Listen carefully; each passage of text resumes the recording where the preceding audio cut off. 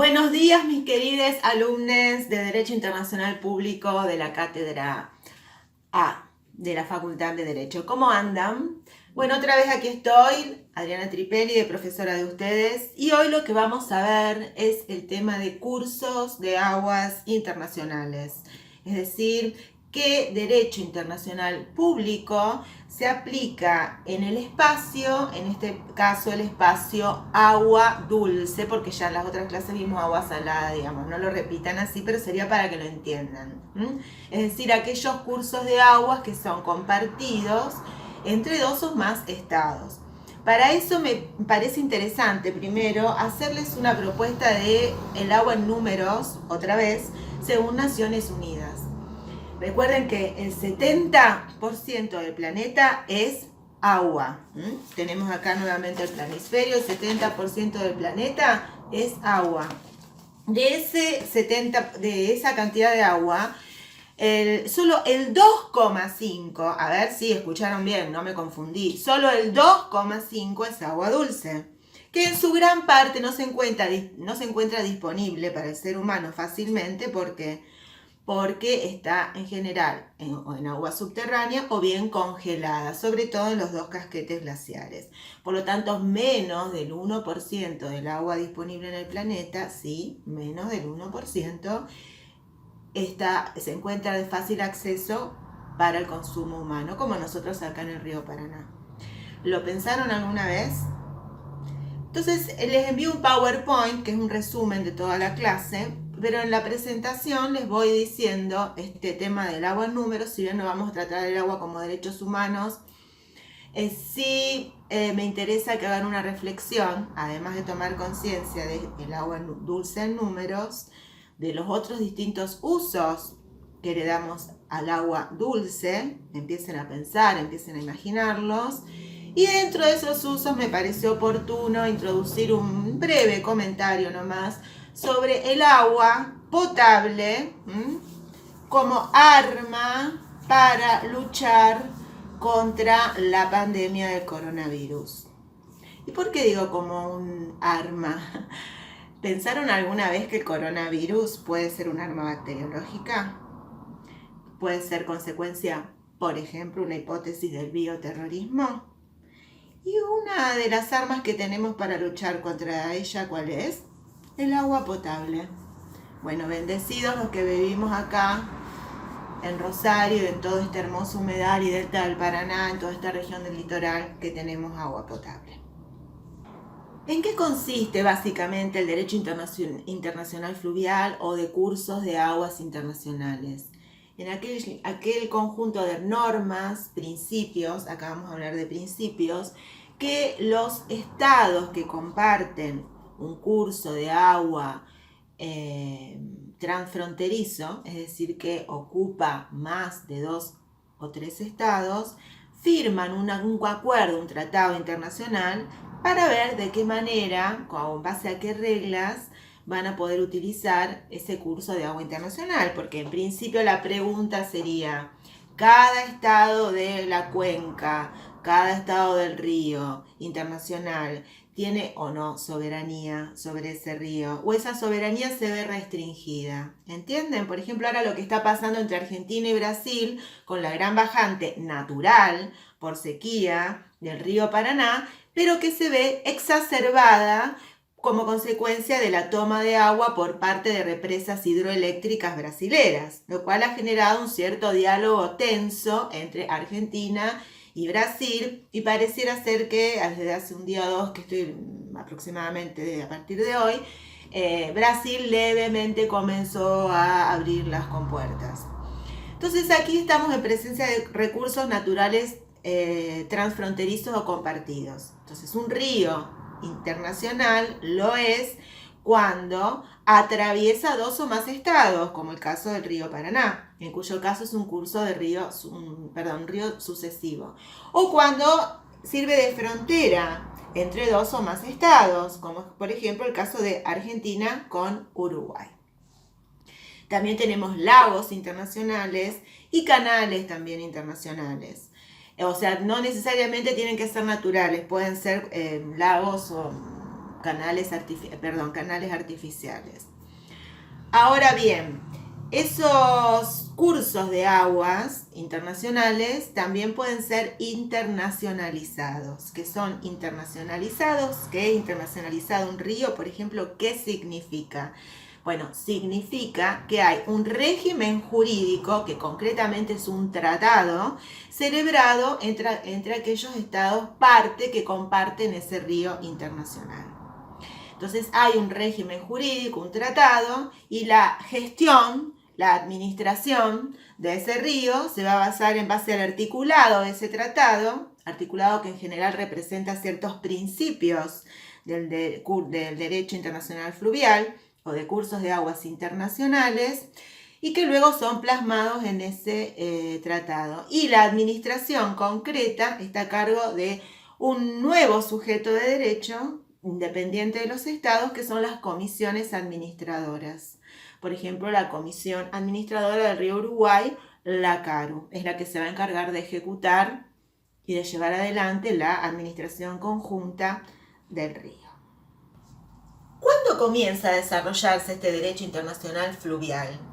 Podemos decir que a principios del siglo XX. Con anterioridad, en el derecho internacional clásico, el debate o la cuestión era si había o no libertad de navegación en los ríos internacionales, pero bueno, hoy eso ya queda, digamos, saldado por regiones dentro del planeta, de los continentes, y depende del derecho constitucional que establezca cada estado la libertad o no de navegación.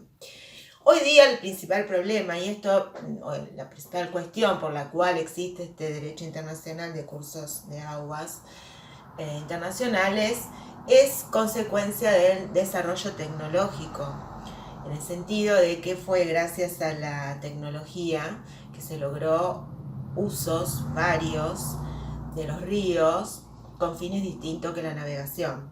Por ejemplo, se puede hacer una represa, retomar agua y tomarla, ponerla en una represa, en un río, para generar energía hidroeléctrica. O se puede hacer gran cantidad de pesca masiva, por ejemplo, como el sábalo acá en el río Paraná, o como una especie de autopista hídrica, como también lo es el río Paraná, para el comercio internacional, es decir, o para regadío, para consumo del ser humano. Entonces hay distintos usos que la navegación, que pueden hacer los humanos del río. Es por esto que fue a principios del siglo XX, digamos, en el primer cuarto, ya saliendo del primer cuarto del siglo XX, que se suscita un conflicto entre Polonia y Alemania con relación al río Oder. Y bueno, allí ya la Corte Permanente de Justicia Internacional emite un fallo donde establece una idea central, que es la comunidad de intereses, es decir, que no se puede considerar como partes separadas o cortadas todo lo que compone una cuenca hidrográfica, no lo dice así directamente, pero sino que hay comunidad de intereses entre el río principal y, por ejemplo, sus afluentes. El caso está explicado en el PowerPoint que les di. Tenemos otro antecedente, también del 1939, que es el caso del lago Lanús, que fue un arbitraje internacional entre Francia y España, donde Francia también hace una represa, entonces, para generar energía hidroeléctrica, y luego envía en menor y en peor calidad, aparentemente, agua al lago, a la parte que le correspondía a España. Y de allí también sale una serie de principios, sobre todo principios de procedimiento, que luego vamos a ver. Entonces, ¿por qué es interesante o es central? Porque justamente el agua hoy es un recurso, es un insumo de la producción en muchos sentidos. Entonces es importante el uso que haga, por ejemplo, un estado aguas arriba con relación a un estado aguas abajo, o dos estados enfrentados, por ejemplo, con un río de frontera como es el río Uruguay, que de hecho dio origen al conflicto de las pasteras. Ahora, otro elemento más que interviene en el desarrollo del derecho internacional fluvial son las ciencias naturales, con el concepto de ciclo hidrológico. Recuerden que toda el agua que está en la tierra evapotranspira, y aproximadamente en un término de 12 días vuelve a caer nuevamente sobre la Tierra, ya sea para estar en el lago, en el río o en forma de agua subterránea, o bien en forma de nieve o es captada por las plantas, etc. A esto se le suma otro concepto entonces de ciclo hidrológico, que es el concepto de cuenca de drenaje o cuenca hidrológica, es decir, hoy ya no hablamos solo de ríos. Se entiende por cuenca aquel territorio que está o ecosistema que está constituido por un río principal, con el conjunto de los ríos afluentes, o sea, lo que los alimentan, más sus aguas subterráneas, más sus aguas meteóricas, las nubes, más los puntos de recarga. Puede ser que el punto de recarga, que el río nazca en un estado y no se ve, va por abajo, digamos, y aflora después en otro estado. Pero lo interesante es que todas esas aguas principales, secundarias, subterráneas, meteóricas, todas ellas confluyen todas hacia una desembocadura en común. Esa es la característica. Como es el caso de la Cuenca del Plata, que nosotros tenemos acá en América del Sur, por ejemplo, la Gran Cuenca del Plata, que está constituida por Argentina, Brasil, Uruguay, Paraguay y Bolivia, y que dio origen al Tratado de la Cuenca del Plata de 1969. Les envío links para que puedan acceder a ver esas imágenes de la Cuenca del Plata. Continuando con la evolución histórica de esta rama del derecho internacional público, a ese laudo arbitral se sumaron algunos más el fallo de la Corte Permanente sobre el río Oder. En el año 1957 la comunidad internacional doctrinariamente se reúne y dicta lo que se llaman las reglas de Helsinki, que en realidad ahí se va recopilando todo el conjunto, o se va viendo si hay un conjunto de principios específicos de este subsistema internacional, de los ríos internacionales, según la práctica de los estados. Y es así que en plena Guerra Fría en el 70, la Asamblea General también propone el estudio del tema. Finalmente se firma recién en el año 1997 la convención, que se denomina Convención de Cursos de Aguas Internacionales para usos distintos que la navegación. Convención que entra en vigor recién en el año 2014. Por un problema de la responsabilidad internacional y según el artículo 7 de que se podría llegar a pagar una indemnización o rever la cuestión de la indemnización en caso de que haya un daño. Bueno, esta convención lo que viene a cristalizar, digamos de alguna manera, es la teoría hoy vigente, que es la del uso equitativo y razonable del río. No es la de la gestión conjunta, que es más avanzada, pues si uno habla de gestión conjunta es que todos los estados, parte de la cuenca, tienen que dar el ok para hacer una actividad, ¿no? En este caso no necesariamente, o sea, puede suscitarse un conflicto y ahí se dispara el sistema de solución de conflictos para ver, bueno, si lo que hizo un estado con relación al uso de la cuenca tuvo en cuenta el uso equitativo y razonable, que tiene un artículo de la convención con distintos parámetros, criterios para determinar en cada caso en concreto cuándo un uso es equitativo y razonable. Bueno, un poco como la justicia, ¿no? Que es dar a cada uno lo suyo, la pregunta qué es lo suyo de cada uno. Bueno, se verá en el caso concreto. Entonces, esta convención se basa en esta teoría, más la de evitar lo que se llama el daño sensible.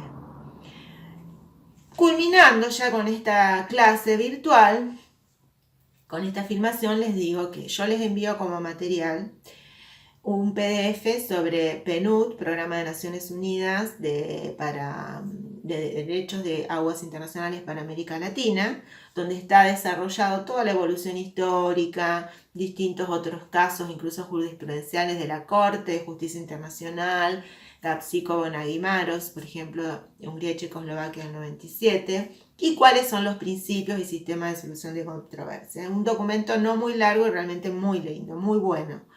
Después les envío la convención Y también les envío un PDF, un PowerPoint y también una actividad con fecha que tienen que realizar. Concretamente la actividad es para que ustedes detecten en la convención cuáles son los principios de forma y de fondo, es decir, procedimentales y sustanciales que se establecen en la convención en el marco de la teoría del uso equitativo y razonable.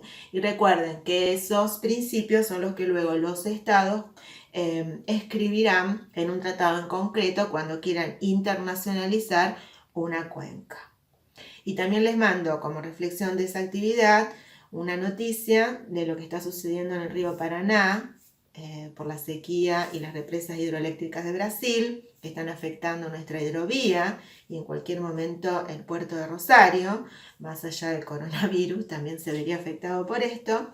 Bueno, en la actividad están todas las preguntas, está todo el material en el aula virtual y para terminar les envío un abrazo virtual a todos mis alumnos de DIP, Cátedra de Derecho UNR.